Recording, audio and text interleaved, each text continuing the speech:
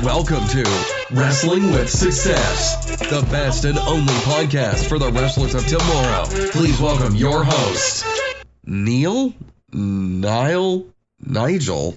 Oh, right. Your host and future champion, Neil McMillan. Yo. Hello everybody and welcome to Wrestling with Success. Welcome to episode 9. Episode 9 of the show. That's one away from double figures. Episode 9. This episode is entirely different. This episode I thought I'll do something a little bit saucy for this episode. I have no guest today. It is nothing but Nigel, Neil and Niall. And today is what I have learnt so far. So guys, if you're expecting to listen to somebody else's voice and not this voice, you are going to be massively disappointed. And I suggest you stop listening now and wait for next week's, because this is a one-man band today. This is a one-man show. And today is about what I've learnt so far. So I think, when did I start? It's February now, so what are we? August?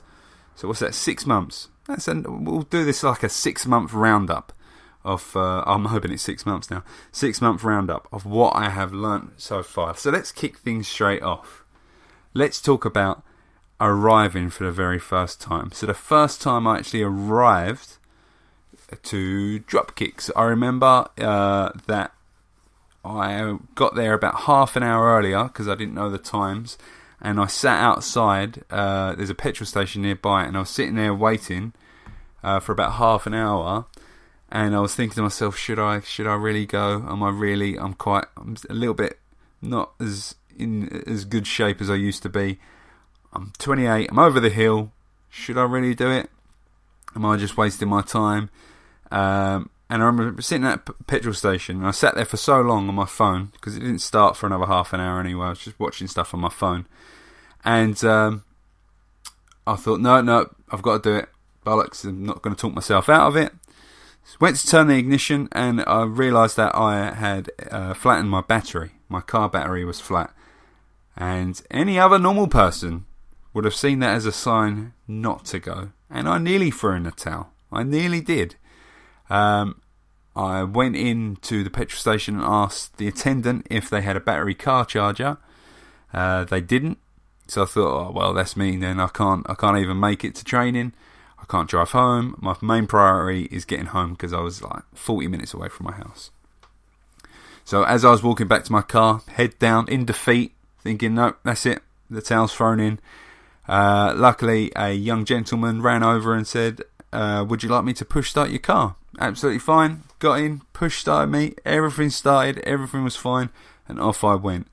And as soon as I walked in, I didn't regret it, and to this day I've never even looked back. As soon as you walk into Dropkicks, and it's not just Dropkicks, it's other promotions that I've been to, other wrestling promotions, everybody is so kind and make you feel like you're one of them, and they're very inviting.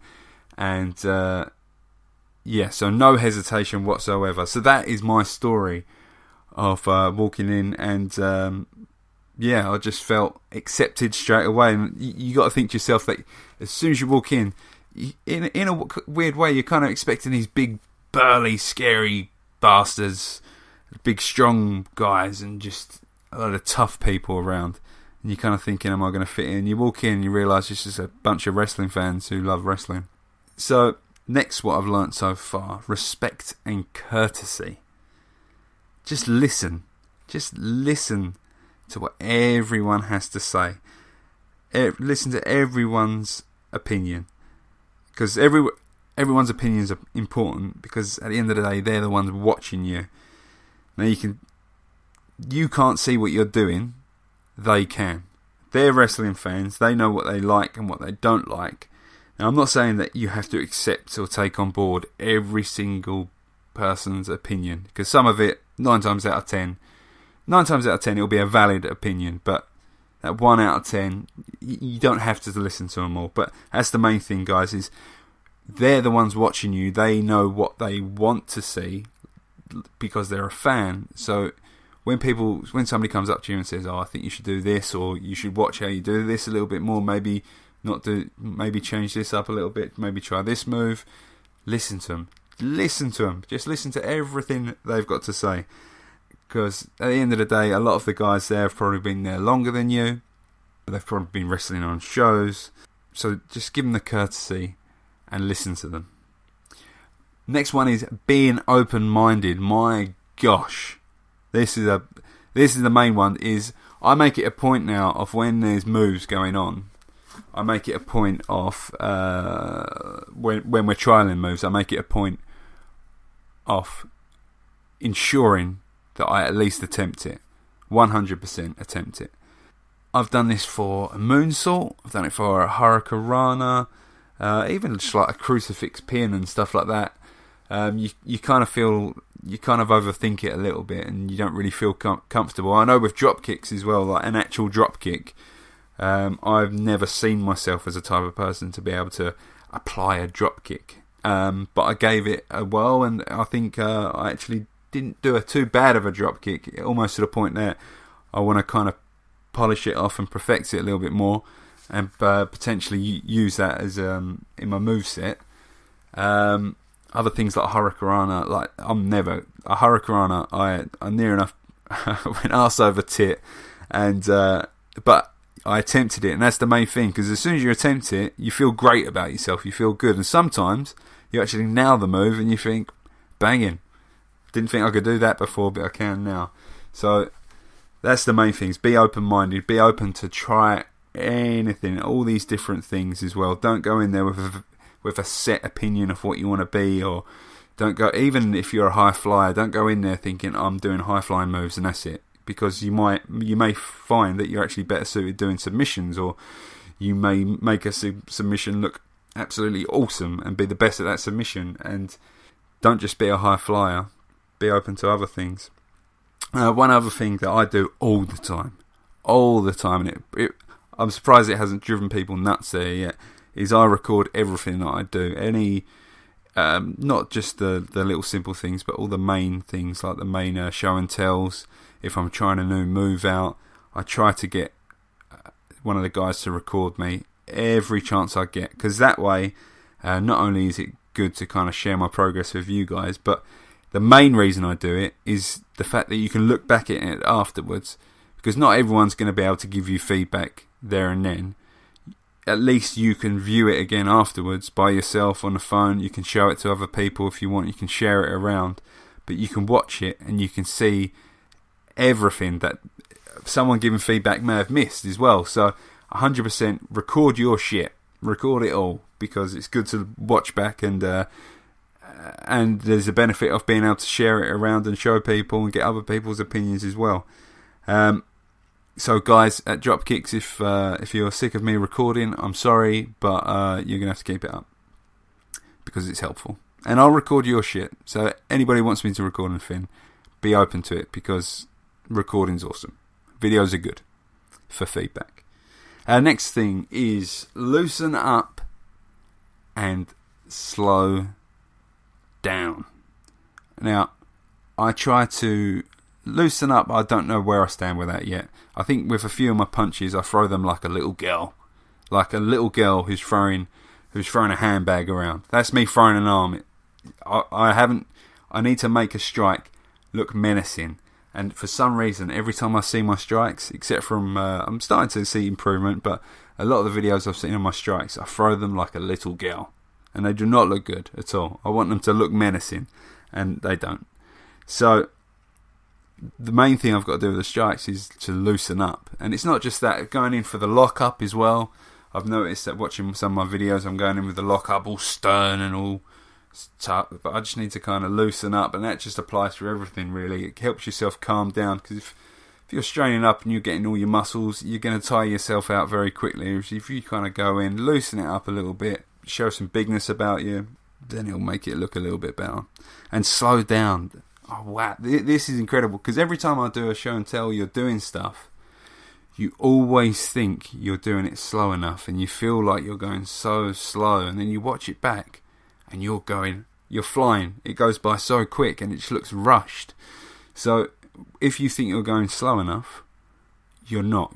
Slow it down another 10 times, because you really have to just methodically make every move and every motion as big as what you're trying to make it, rather than bam, bam, bam, boom, boom, boom, boom, and all these moves and getting blown up pretty quickly. Try to slow it down, and that's what I'm trying to do now, is that every time I'm in something, I'm trying to slow it down even further. The next thing is the ring. I've been exposed to a ring before. I'd been in a ring before back in the day. So I kind of know the mechanics about it, how it's put together, what it's made up out of. One thing I didn't appreciate, and I 100% underestimated, is the ropes and the turnbuckle. Now, it's so frustrating because you watch it on TV and you don't think about it. You think, oh, they're doing all these moves. Oh, it must have been so hard to learn that. That must really hurt and all stuff like that. And you just watch them run the ropes and you think it looks so easy. And it's, honestly, I got in the ring and somebody was like, oh, run the ropes. No problem. Oh, shit. I look like a deer on ice, just banging around on these ropes, hitting kidneys and everything. It was one of the hardest things, and still even now, I need to get some more ring time just to... I mean, I'm even thinking about just hiring a ring just for a couple of hours, just so I can run the ropes back and forth, back and forth, back and forth, just non-stop until I know what I'm doing. And the turnbuckle as well. You think hitting the turnbuckle would be easy, but there's so much more you need to think about. And if you hit them wrong, they hurt. They hurt like a mother. I had marks and all sorts and welts all over my back. And that's just from the ropes and the ring. And I did a match in it, a little show and tell match in the ring, and the ropes and the turnbuckle ended up hurting more than the actual match. So that's one thing I've learned, is the ropes and the turnbuckle are a mother. That's me trying to filter out my own swearing. Even though this is an explicit show, I haven't sworn that much. I think I've probably sworn about 6 times on this show. So as this is episode 10, I'm just going to throw a customary swear word in. Sugar tits. There you go. Sugar tits. It's not that offensive, but some people may see that as a swear word. Now I feel like that's not strong enough. Sugar tits. Prick. There we go. Let's just keep it simple. Prick. Prick, prick, prick, prick, prick. There's some swearing for you, just for the fun of it, just because I can. I've locked my phone now. I got in that swearing mindset that I've locked myself out my phone. All right, here we go. Next, fitness and gear. So going every single week, I guarantee you, every single week, don't think about it. Just by doing that training, I mean, I go to the gym as well, and I go to I do some running and I do some other stuff. But I've noticed, just from going every single week, every week, I've noticed my fitness get better and better and better with every week. So it definitely 100,000,000% improves your fitness, your flexibility, muscle strength, tones everything up as well. Fitness is a massive one, and just that alone, I mean, if you're looking to get fit, I would suggest just going wrestling. Even if you are shit at wrestling, you never want to step inside a ring. Fitness and getting yourself toned up, just come and do a session every week, and you'll soon sort yourself out and drop the pounds. Next one is gear. So when I first started, I didn't want to be that guy to kind of come in, knee pads, boots, elbow pads, and just turn up looking like I know exactly what I'm doing, because I don't. So I kind of took my time in buying any sort of accessories or gear. And what I did notice though is on the mats, on the ring, where you're doing the rolls and you're learning the bumps, I've got so much friction burns on my elbows and on my knees, and you'd end up kind of bleeding and scabbing at the end of a session. And those scabs will last you a week, and then all of a sudden it comes around a week again for the other session, you end up getting another scab. So what I did was, rather than buying elbow pads, I bought some kind of like elbow sleeves, like muscle covers. I don't know what they're called. Got them from Decathlon. They were £6, £6 each, so £12, and that stopped all the friction burns. So if you're getting those sort of friction burns, I suggest you buying one of those as well. And even now, I've only just bought elbow pads and knee pads, and it's not just the sake of trying to look the part, it's also the case of I don't want to injure myself. I want to keep my elbows and knees crispy clean and uninjured. So if you're looking to stop the friction burns and help with mobility as well, I definitely recommend buying a cheap pair. Don't go out spending loads of money yet, because you might turn out to be utter shit. So the next one is consistency. This is the biggest one for me. This is my biggest tip, and it's not just in wrestling, it's for everything really. But this is what I have applied to wrestling, because it's a very strict thing. Consistency is key. Every single week, it's all very simple actually. It's very simple. Every single week, just turn up. That's it. That's all you got to do. Every single week. You miss it, because this is what happens, is you miss a week and suddenly that becomes 2 weeks. After a while, you then miss 2 weeks, and then eventually you may miss 4 weeks. Then you notice that your fitness starts to go down. You're not as toned as what you was. You're starting to feel you're out of breath. You're aching a little bit more, etc., etc., and eventually you'll probably end up not going. So the main thing I would say, consistency. Just turn up every week. It's as simple as that. Don't miss a week. There was only one week that I've actually really missed. 1 week I went on holiday, and it sounds stupid, in a weird way, I hated missing training. Hated it. And unfortunately, I went to Lanzarote, and there was nowhere there. Well, nowhere that I could know of to go training there. I still went to the gym a few times to try and keep up with the fitness, but even when I came back, I felt that little bit sluggish after a holiday as well. And there was only one other week I missed, and that was because the wife wanted to go to Chessington. So I went to Chessington, and rather than miss a week of training, I just missed the training at Dropkicks, and I ended up going to a different promotion of training on the Thursday, just to get that week's worth of training in. For the fitness. So that is the main thing. I mean, it's easy for me to say because I am as stubborn as a motherfucker. There we go. I've sworn again. I'm as stubborn as a motherfucker. But yeah, just turn up. Just go every week. If you want to get committed, if you want to get better, if you want to keep moving forward, and if you want to keep learning, just go every single week. And those really are the main things that I've taken from training so far. 6 months in, those are the main things I would say to you. So yeah, and seeing this is a special episode, I'm going to take this time, alright, because there's still confusion out there, and my introduction to this podcast doesn't help. My name. I'm going to explain my name. Alright, my name is Neil. Neil. My name is Neil. Right, my spelling for my name is Niall, which to most common people is Niall. But it also spells Niall, Niall. It's a different version, a very gay version, if you ask me, of the way to spell Neil. So, my name is Neil. People pronounce it Niall, because that's how it reads, really. I was christened Neil. I'm not trying to be a funky Neil by changing my spelling or anything like that. It's just Neil. So my name is Neil. And that Niall Horan, that little prick really fucked with my stuff. He really did. Oh, everyone started to get used to Neil. And Niall Horan came out, and boom, I'm Niall again. I even had somebody think that I changed my name to Niall because I was a One Direction fan. No.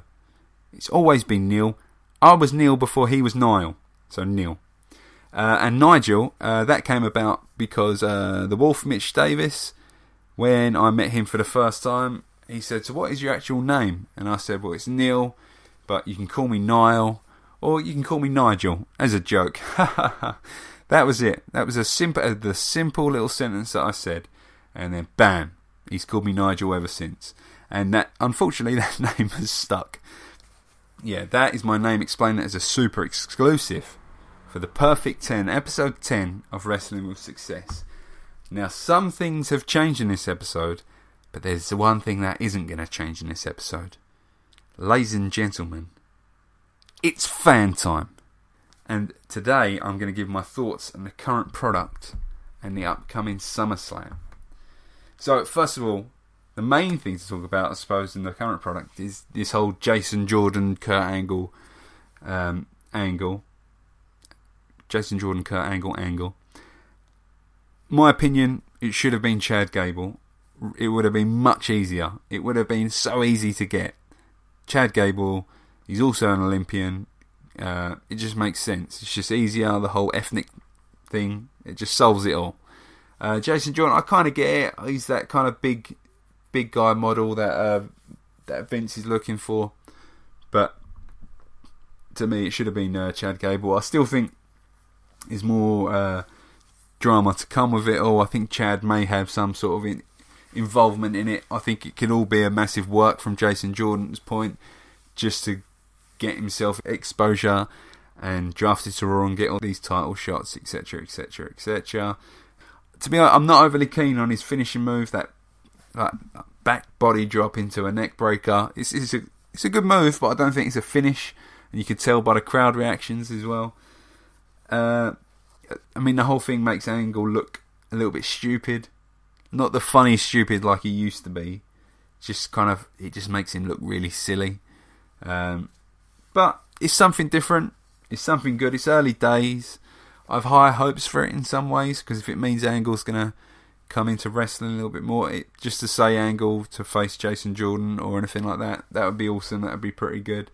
But I think it's got some legs, and I think it will end up being a pretty good little angle. SummerSlam as well. The main two matches, Nakamura against Jinder Mahal. I think it'll be good for Nakamura because it'll be showcased. It will be quite big on a pay-per-view.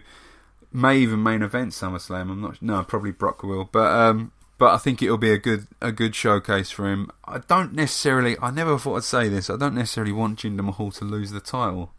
I never really ever thought I would want him to have the title, but I think he's never going to have the title again, really. Let's face it. I think he should just keep it. I think he should keep it for at least a year or something. Just kind of have a memorable run like JBL did. Just keep it for as long as you can and just make it a little bit more memorable than losing it now, and it'll just kind of be like, oh yeah, that Jinder guy had it for a few months. The Brock versus Roman versus Samoa Joe and Braun Strowman. I wouldn't mind seeing Braun as a face and win this. Eventually, like this whole Roman's going to turn heel. I feel like so many fans and people say this every single pay-per-view. They think he's going to turn heel. This is the moment he's going to turn heel and stuff like that. I think what would be awesome is him turn heel and Braun, to me, be face, because I think he's got the crowd for it. He's be like a cool face, but I don't think the creative could actually. I don't have confidence in the creative to actually get Braun over as a face. They'll just make him super cheesy and vulnerable, and I don't want to see that. No one wants to see Braun Strowman vulnerable. I like him the way he is, but I think I'll say this with every pay-per-view though. I think now is the time to make Roman heel. I think Brock leaving, I don't necessarily want to see Paul Heyman. There's been rumours of Paul Heyman with Roman. I don't necessarily want to see that. I mean, I wouldn't mind it, but I think Paul Heyman, if he's any sort of businessman, should just go with Brock Lesnar. Wherever he goes, take him to UFC and just do all his promos. There's no reason for Brock to speak whatsoever, and it will just make him even more menacing. And I think with Brock leaving, I think turning Roman heel would be a massive shake-up of the shit. A massive shake-up of shit. There's so much swearing now. I've lost my shit, and the filter's off, and I'm just swearing, prick, for no reason, prick, in between words, prick. But I think Roman will... It'd be nice to think that they're going to be clever about it. I don't think they will. I think Roman will win the title by pinning Braun Strowman, and that's it. And I think everyone will be disappointed at the end of it, just like every other month. That's it really for fan time. My thoughts on the current product. One other thing, we're getting close, guys. We're getting close to the potential debut. A potential debut may be coming soon by myself onto a show, which I'm looking forward to. I'm trying not to get too excited about it just yet. I'm trying to just stay calm, not let myself get run away with it.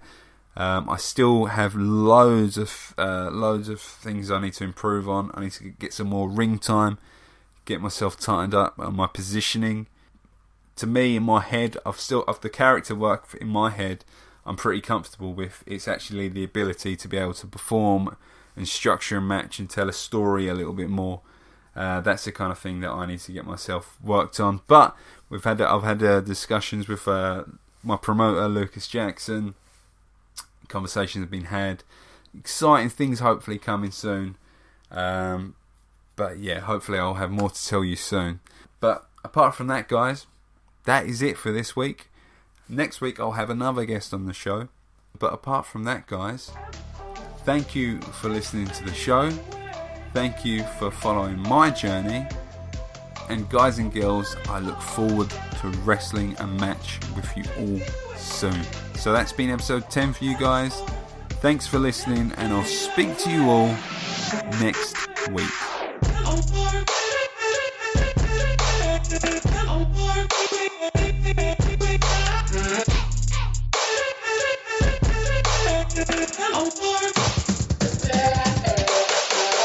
Yo.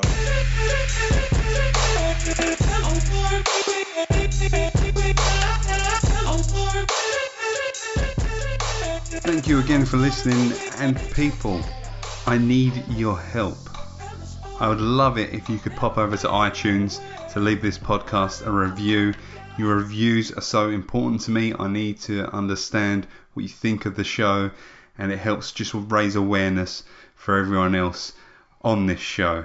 And not only that, guys, if you have a friend or a relative who you know is an avid wrestling fan, please point them in this podcast's direction.